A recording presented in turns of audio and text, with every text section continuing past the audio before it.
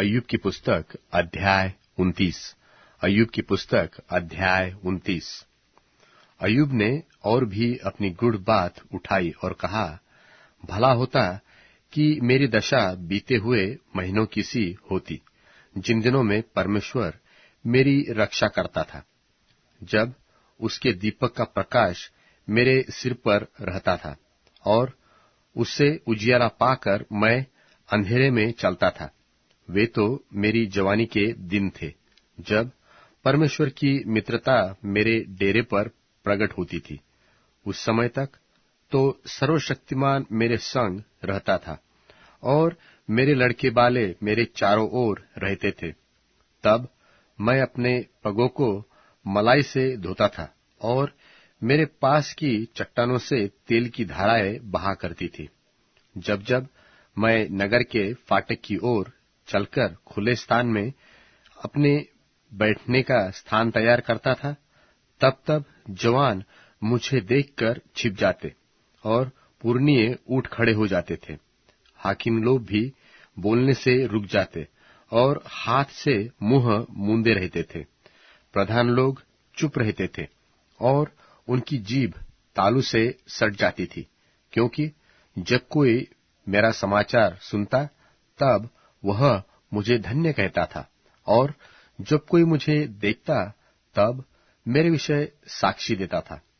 क्योंकि मैं दोहाई देने वाले दीन जन को और असहाय अनाथ को भी छुड़ाता था। जो नाश होने पर था मुझे आशीर्वाद देता था, और मेरे कारण विधवा आनंद के मारे गाती थी। मैं धर्म को पहने रहा और वह मुझे पहने रहा।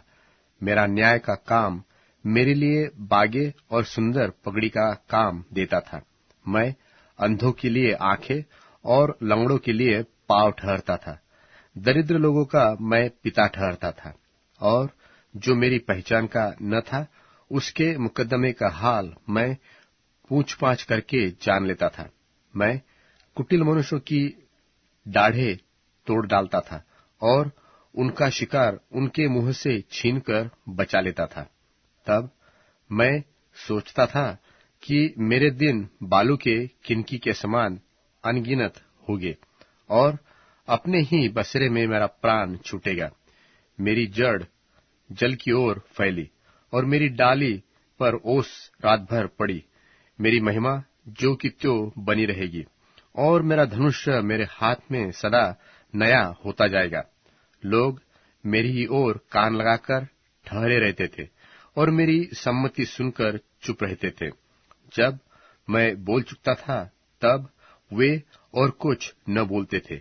मेरी बातें उन पर मेह की नाई बरसा करती थी। जैसे लोग बरसात की, वैसे ही मेरी भी बाट देखते थे, और जैसे बरसात के अंत की वर्षा के लिए, वैसे ही वे मुंह पसारे रहते थे। जब उनको कुछ आशा न रहती तब मैं हंसकर उनको प्रसन्न करता था, और कोई मेरे मुंह को बिगाड़ न सकता था।